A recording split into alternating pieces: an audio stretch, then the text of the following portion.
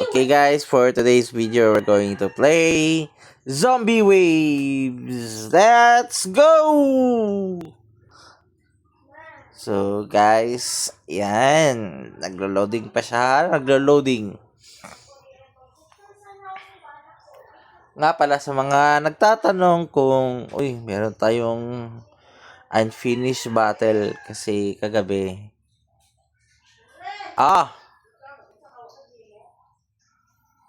Kasi kagabi nakatulog tayo tapos parang nag-off yata yung phone natin. Kaya let's go!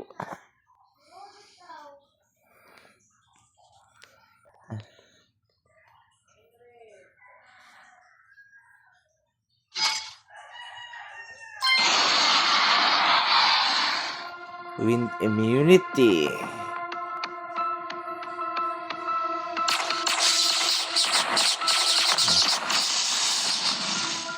Check muna natin yung mga upgrade natin yan.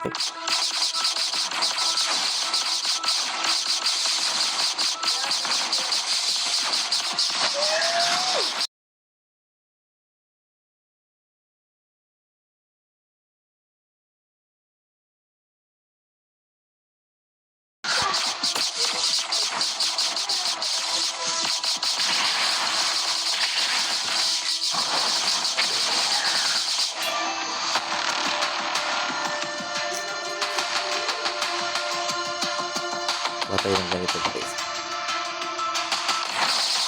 Although meron sa reduction sa damage natin, ang ganda naman yung recipe.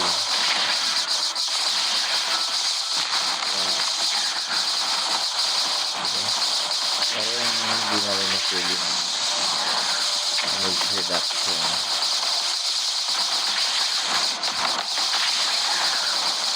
Kung nga nagtatanong kung ano yung baril na gamit natin, so I have here the bolt gun lang siya guys.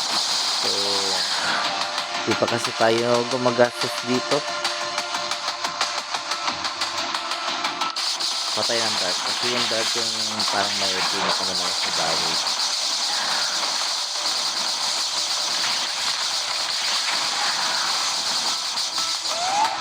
Ako may boss.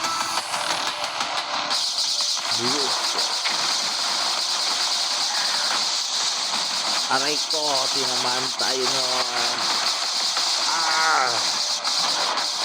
Buti nakailag. Aray ko.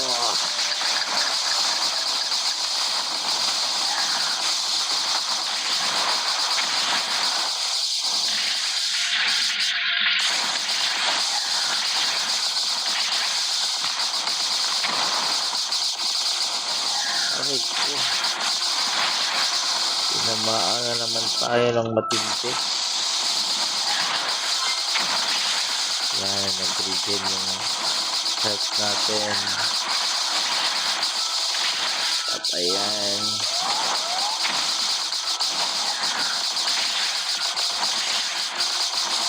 So guys, so para sustain talaga, magandang build talaga yung sa fire. Tsaka para sa damage naman yung light.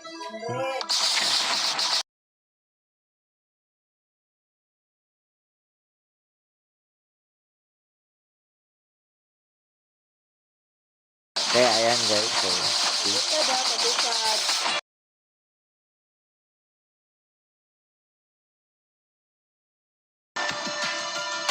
oops, hanap tayo. Maganda dito is, ayan. Pamilo baya juda, human publiko.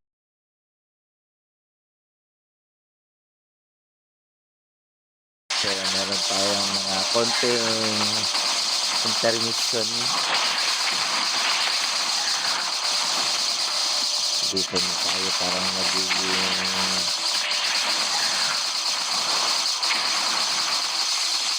aray ko. Ang kunat ka ng kalaban.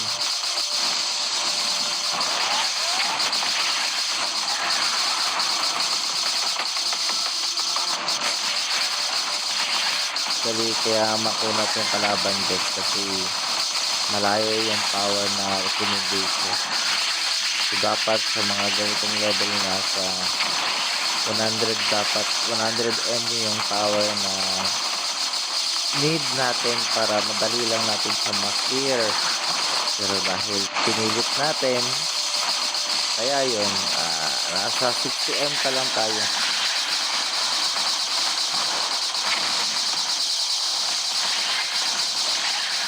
So, ang ginagawa natin is ginagamit natin yung steering advantage, tapos yung endurance. Meron tayong Miss health regime, tapos yung robot din natin maganda kasi naka endurance type yung robot natin. So every time may chance na mag-regain yung health natin pag naka-receive tayo ng damage. Yan, so eto. Ganda i-build yung Dart kasi ay tayo sa Dart ngayon.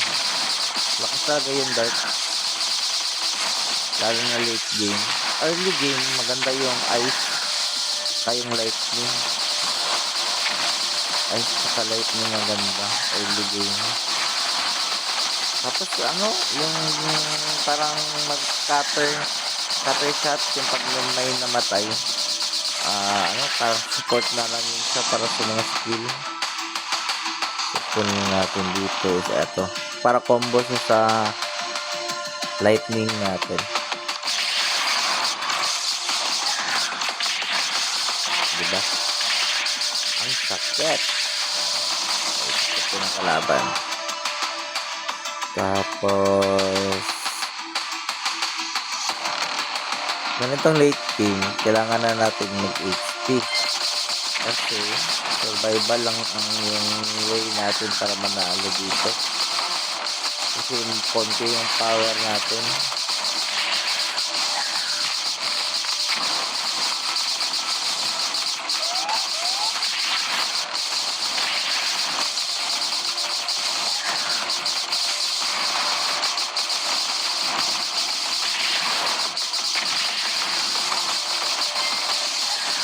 Yan.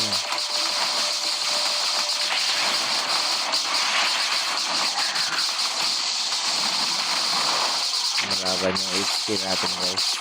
So under 3 minutes na lang tayo.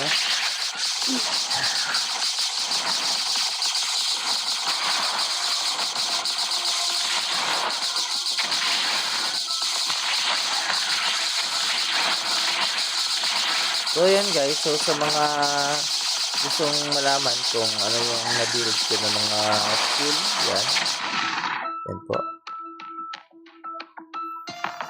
So pause nyo na lang kung gusto nyo talaga makita yung mga skills.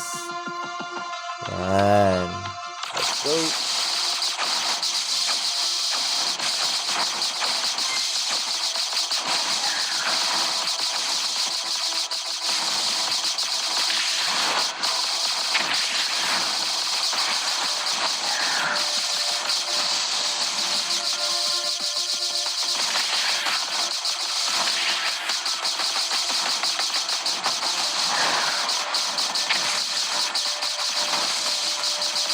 So yan nakikita nyo guys, kung nahihirapan talaga ako mag-kill na elite kasi yun nga, elite na talaga tayo ang damage.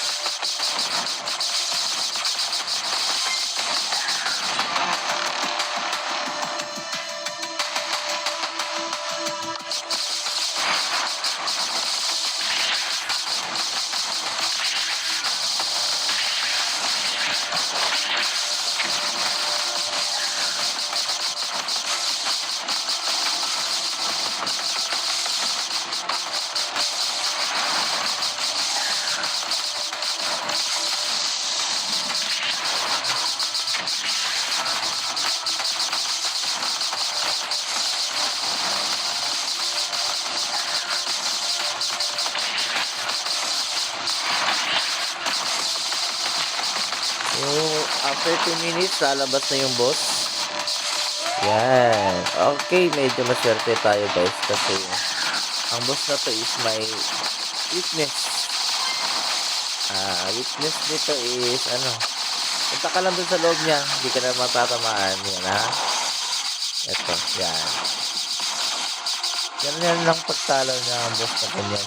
Pero minsan meron siya upgraded version nito guys. So, may lumalabas na acid sa baba niya. Kaya hindi mo magamit ang ganitong tactic. Tapos ang disadvantage din nito is kapag ka nasa loob ka niya, hindi ka talaga pwedeng gumalaw. And then, free hit yung mga long range. Pati yung flying. Kasi yung circle niya is ano lang, parang ano lang siya sa mga ano, melee type ng mga zombie. Kaya, tutulak siya ng elite. Kaya sabayan natin yung pag-usog niya.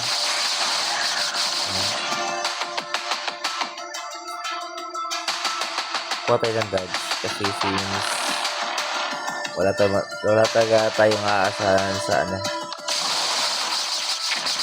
Dodge lang yung hinahabol natin ito.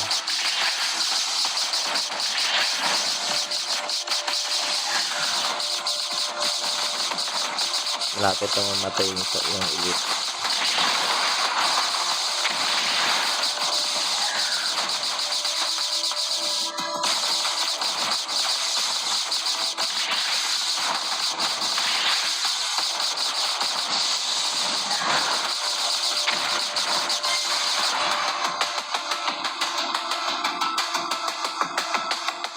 Ay.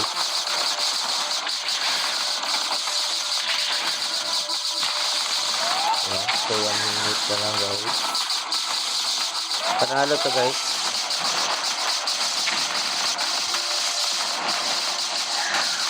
So, pinaka number 1 na kalaban talaga dito is yung police na zombie. Tumitira ng kulay pink. Tapos, pangalawa yung spider. Pangatlo yung parang ano, yung bumabaon sa lupa. Yun. Hindi mo talaga maiwasan yun. Pero may indicator naman.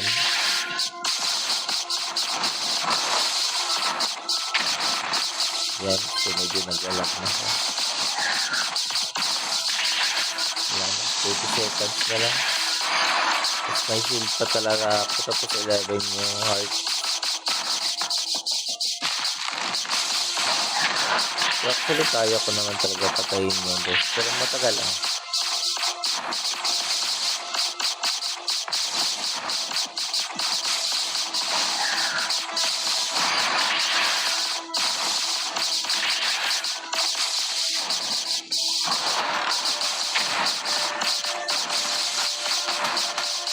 Okay guys, yan. Under 20 seconds na lang tayo. Yan yung strategy pagkalabay nyo yung Bidra. Pagpalakay sa gitna. And then, yun lang. Paano na?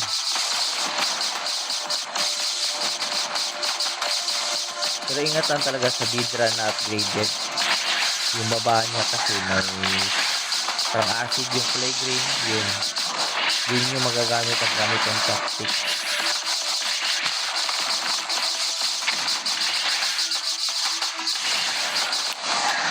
Yun lang. Level up pa. Diba? Na-clear guys. Hindi yung binigay sa atin. So, basic. And yun guys. See? Ano natin na? Recap natin. Anong stage yun? 1 to 1 yun eh. Yan. So, kapag tinignan natin,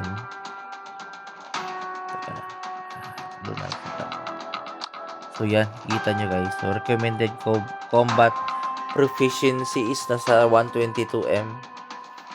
So, dapat 122M. So, pero yung power natin nasa 61. Yan. And then, about sa weapon naman, so may bago silang update. Pero yung ginamit ko is eto. Volt gun lang siya. Yan lang. And then, yun, meron silang bago yung secondary weapon. So, medyo mataas na siyang konti. Yan. May dalawa pala yung ano ko dito sa baril. Eto naman, kasi may event sila yan. So, dismantle.